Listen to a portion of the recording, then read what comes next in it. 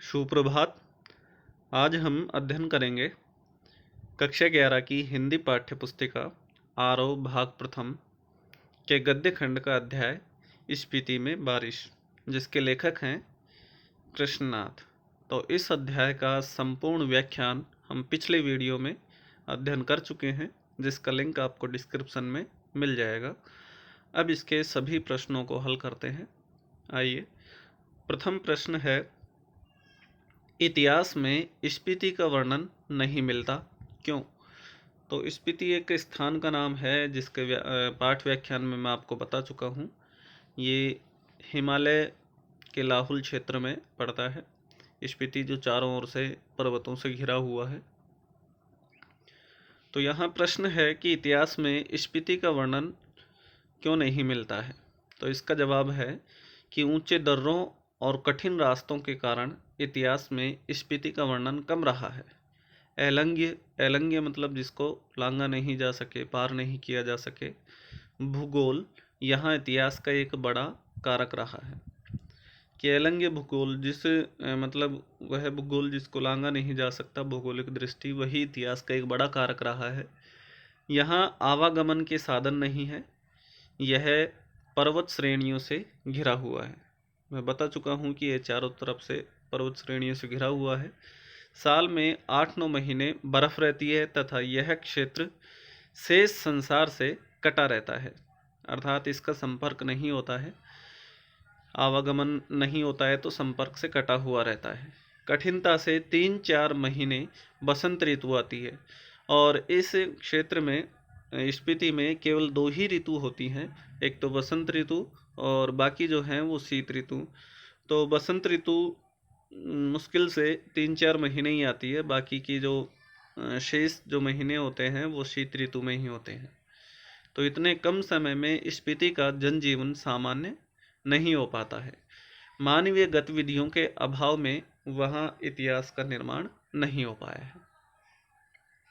अगला प्रश्न है कि स्पीति के लोग जीवन यापन के लिए किन कठिनाइयों का सामना करते हैं।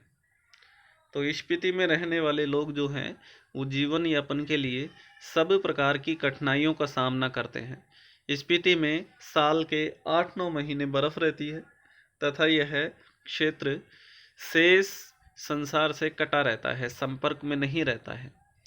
कठिनता से 3-4 महीने बसंत ऋतु आती है, जैसा कि हम ऊपर प्रश्न में पढ़ चुके हैं। यहाँ न हरियाली है और न ही पेड़ पौधे हैं। निर्जन नंगी पहाड़ियाँ हैं, वनस्पतिहीन नंगी पहाड़ियाँ हैं। यहाँ वर्ष में एक बार बाजरा, गेहूँ, मटर, सरसों की फसल होती है। यहाँ रोजगार के साधन नहीं होते हैं। अगला प्रश्न है कि लेखक माने श्रेणी का नाम बौद्धों के माने मंत्र के नाम पर करने के पक्ष में क्यों है।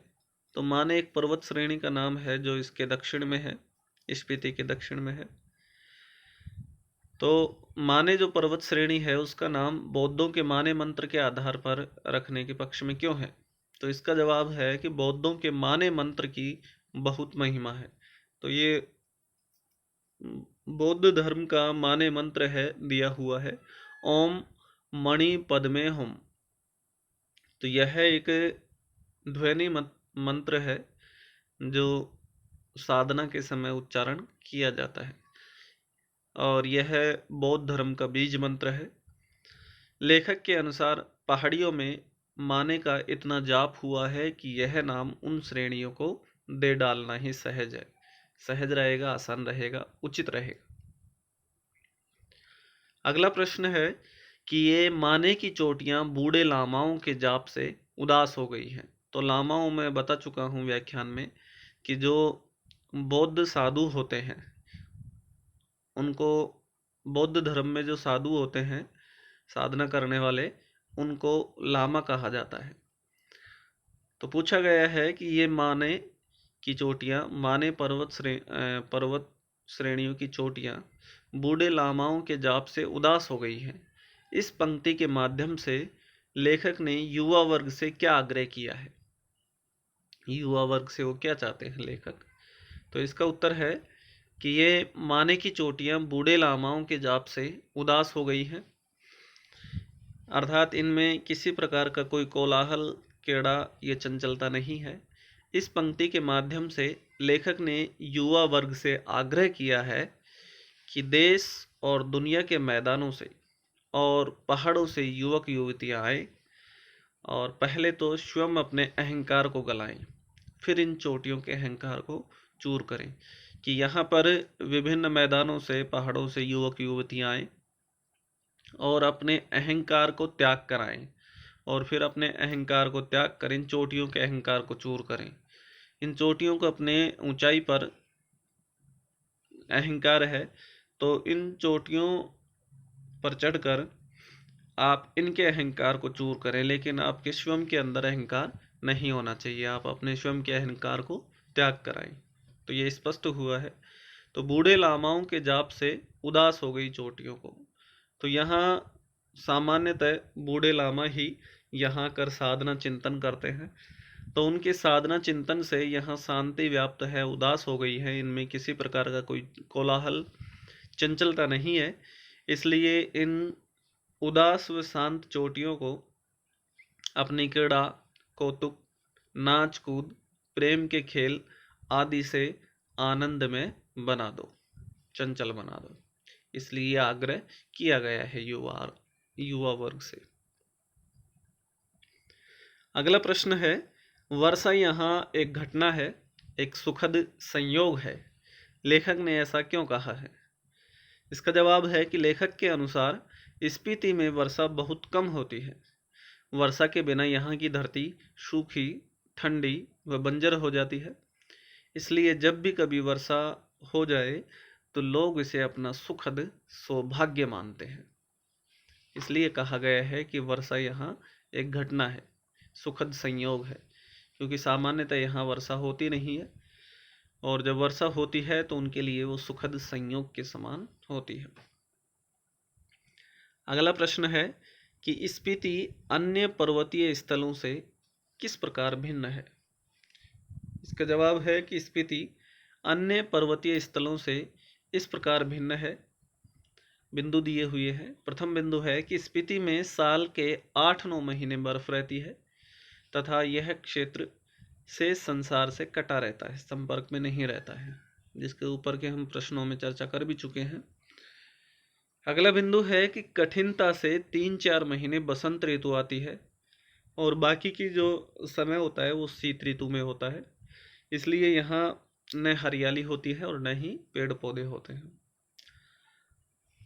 अगला बिंदु है कि यहाँ वर्ष में एक बार बाजरा, गेहूं, मटर, सरसों की फसल होती है। यहाँ एक वर्ष में एक बार ही खाद्य फसल होती है। अगला बिंदु है कि यहाँ परिवहन व संचार के साधन नहीं है। जैसे कि हम पढ़ चुके हैं कि संसार से कटा हुआ है, यहाँ आवागमन नहीं है, इसलिए यहाँ परिवहन व संचार के साधन नहीं है।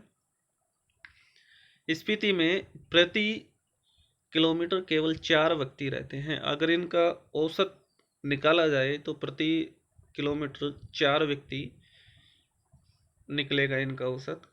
तथा यहाँ पर्यटक भी नहीं आते हैं, बहुत कम पर्यटक आते हैं।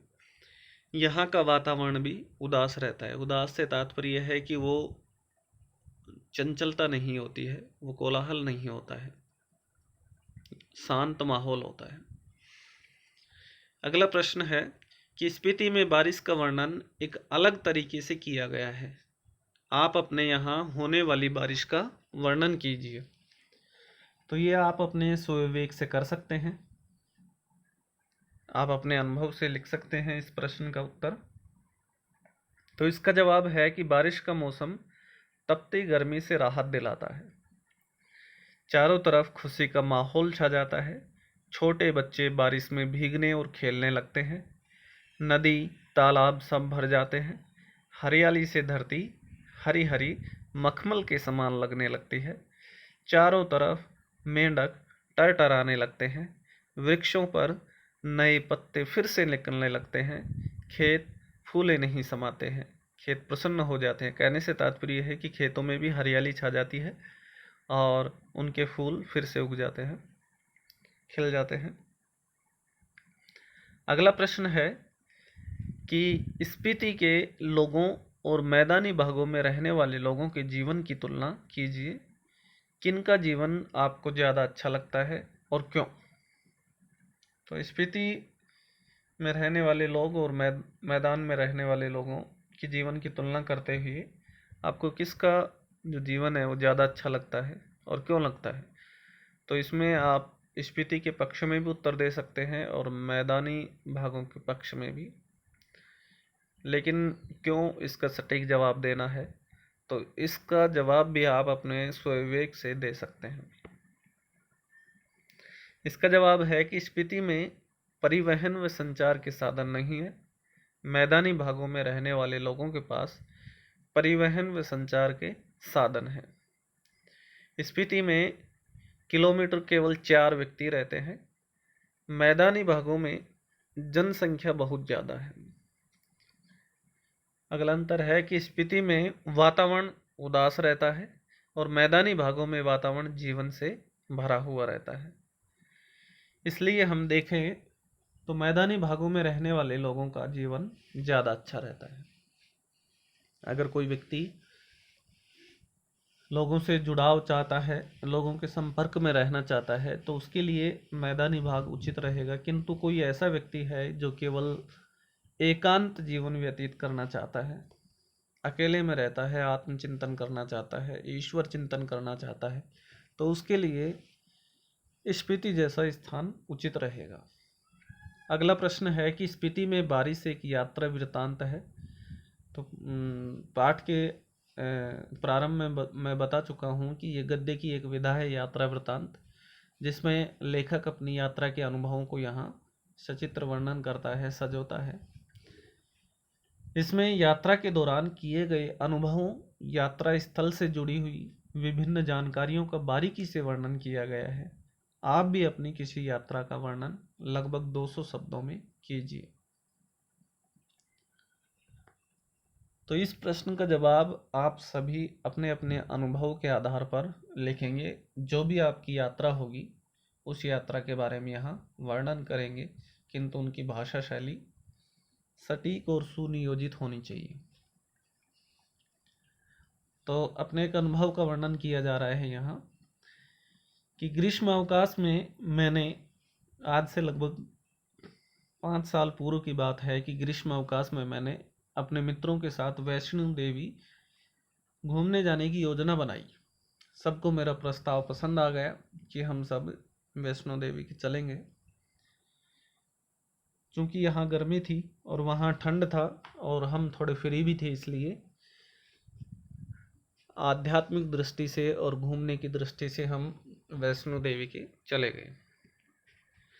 हम सब त्रिकूट पर्वत पर गुफा में विराजित माता वैष्णो देवी के दर्शनों को निकल पड़े। माता वैष्णो देवी हिंदुओं का एक प्रमुख तीर्थ स्थल है, जहां दूर दूर से लाखों श्रद्धालु मां के दर्शन के लिए आते हैं। मां वैष्णो देवी की यात्रा का पहला पड़ाव जम्मू होता है। जम्मू तक ट्रेन जाती है, कहीं से भी आप पकड़ सकते हैं। इसका जो मुख्य केंद्र है वो दिल्ली है, दिल्ली से आप पकड़ सकते हैं। जम्मू तक आप बस, टैक्सी, ट्रेन या फिर हवाई जहाज से पहुंच सकते हैं। हम ट्रेन से गए थे। माँ वैष्णो देवी यात्रा की शुरुआत कटरा से होती है। तो कटरा से माँ वैष्णो देवी की यात्रा होती है। इसमें पालकी के द्वारा, हेलीकॉप्टर के द्वारा या फिर पद यात्रा द्वारा या फिर घोड़ों के द्वारा किया जाता है। हम सामान्यतः हंसी ठिठोली करते हुए पैदल ही निकल पड़े थे अपने मित्रों के साथ। तो माँ वैष्णो देवी यात्रा की शुरुआत कटरा से होती है। कटरा से ही माता के दर्शनों के लिए निःशुल्क यात्रा पर्ची मिलती है। यह पर्ची लेने के बाद ही आप कटरा से माँ वैष्णो देवी के दरबार तक की चढ़ाई की शुरुआत कर सकते हैं। यह पर्ची लेने के 3 घंटे बाद आपको चढ़ाई के पहले बाणगंगा चेक पॉइंट पर एंट्री करानी पड़ती है और वहाँ सामान की चेकिंग कराने के बाद ही आप चढ़ाई प्रारंभ कर सकते हैं। सभी यात्रियों की चेकिंग की जाती है, क्योंकि कोई आतंकवादी गतिविधि न हो, इसलिए यहाँ चेकिंग की जाती है। पूरी यात्रा में स्थान स्थान पर जलपान व भोजन की व्यवस्था है। इस कठिन चढ़ाई में आप थोड़ा विश्राम कर चाय कॉफ़ी पीकर फिर से उसी जोश के साथ आप अपनी यात्रा प्रारंभ कर सकते हैं। कटरा भवन व भवन तक की चढ़ाई के अनेक स्थानों पर क्लोक रूम की सुविधा भी उपलब्ध है, जिनमें निर्धारित शुल्क पर अपना सामान रखकर आप चढ़ाई कर सकते हैं। उसमें उन सब का निर्धारित शुल्क होता है, फीस होती है, उसमें आप अपना सामान सुरक्षित रख सकते हैं और चढ़ाई कर सकते हैं। माता के भवन में पहुंचने वाले यात्रियों के लिए जम्मू कटरा भवन के आसपास आदि स्थानों पर माँ वैष्णो देवी श्राइन बोर्ड की कई धर्मशालाएं व होटलें हैं, जिनमें विश्राम करके आप अपनी यात्रा की थकान को मिटा सकते हैं। तो कटरा व जम्मू के नज़दीक कई दर्शनीय स्थल व हिल स्टेशन हैं, जहां जाकर आप जम्मू की ठंडी हसीन वादियों का लुत्फ उठा सकते हैं, आनंद उठा सकते हैं। कटरा के नज़दीक शिवखोरी, झज्जर कोटली, सनासर, बाबा धनसार, मानतलाई और कुद जो कश्मीर में पड़ता है, बटौर आदि कई दर्शनीय स्थल हैं। तो कुद भी इसी प्रकार से है जैसे कि हम स्पीति पढ़ रहे हैं, एक बर्फीला क्षेत्र है। तो इस प्रकार से ये यात्रा का वर्णन था। आप भी अपने किसी भी स्थान की यात्रा का वर्णन यहाँ अपने शब्दों में संजो सकते हैं। अगला प्रश्न है कि लेखक ने स्पीति की यात्रा लगभग 30 वर्ष पहले की थी। इन 30 वर्षों में क्या स्पीति में कुछ परिवर्तन आया है? जानें, सोचें और लिखें। तो इसका जवाब है कि लेखक ने स्पीति की यात्रा लगभग 30 वर्ष पहले की थी। इन 30 वर्षों में स्पीति में यातायात, दूर संचार व्यवस्था तथा रोजगार के साधन आदि में परिवर्तन आया है, परंतु प्राकृतिक समस्याएं वैसी की वैसी ही। जैसा कि ये चारों तरफ से पर्वतों से घिरा हुआ है और इसमें 3-4 महीने को छोड़कर बाकी के जो महीने होते हैं वो शीत ऋतु के होते हैं। तो ये समस्याएं बरकरार हैं, बाकी कुछ हद तक इसमें सुधार आ गया है। अगला प्रश्न भाषा से संबंधित है कि पाठ में से दिए गए अनुच्छेद में क्योंकि, और, बल्कि, जैसे, ही, वैसे, वैसे ही, मानो ऐसे शब्दों का प्रयोग करते हुए उसे दोबारा लिखिए। तो ये वाचक शब्द हैं, समुच्चयबोधक शब्द हैं, वैसे इनको अव्यय बोलते हैं, तो अव्यय के अंतर्गत ही आते हैं ये। तो इन समुच्चयबोधक शब्दों को प्रयोग करके और हम इस गद्यांश का शुद्धिकरण करके और फिर से लिखना है। तो यहाँ लिखा गया है, जैसे कि यहाँ गद्यांश दिया है, एक बार पढ़कर बता देता हूँ मैं आपको कि लैंप की लो तेज की, लैंप की लो तेज हो गई। खिड़की का एक पल्ला खोला, एक दरवाज़ा खोला तो तेज हवा का झोंका मुंह और हाथ को जैसे छीनने लगा। मैंने पल्ला भिड़ा दिया, उसकी आड़ से देखने लगा, देखा कि बारिश हो रही थी। मैं उसे देख नहीं रहा था, सुन रहा था। अंधेरा, ठंड और हवा का झोंका आ रहा था, जैसे बर्फ का अंश लिए तुषार जैसी बूंदें पड़ रही थी। तो इसको समुच्चयबोधक शब्दों का प्रयोग करके और फिर लिखना है कि लैंप की लो तेज की, जैसे ही खिड़की का एक पल्ला खोला तो तेज हवा का झोंका मुंह और हाथ को जैसे छीलने लगा। तो मैंने इनको ब्लू कलर में रेखांकित कर रखा है, आपको स्पष्ट रूप से यहाँ दिख जाएगा। फिर आगे है कि मैंने पल्ला भिड़ा दिया और उसके आड़ से देखने लगा, उसके पीछे से देखने लगा। देखा कि बारिश हो रही थी। मैं उसे देख नहीं रहा था बल्कि सुन रहा था। अंधेरा, ठंड और हवा का झोंका ऐसे आ रहा था मानो बर्फ का अंश लिए तुषार जैसी बूंदें पड़ रही थी। तो यहाँ इन शब्दों का प्रयोग हुआ है जैसे ही और बल्कि, ऐसे, मानो। तो इस प्रकार से इस अध्याय के सभी प्रश्नोत्तर पूर्ण होते हैं। अगले वीडियो में हम अगले अध्याय की व्याख्यान करते हैं। धन्यवाद।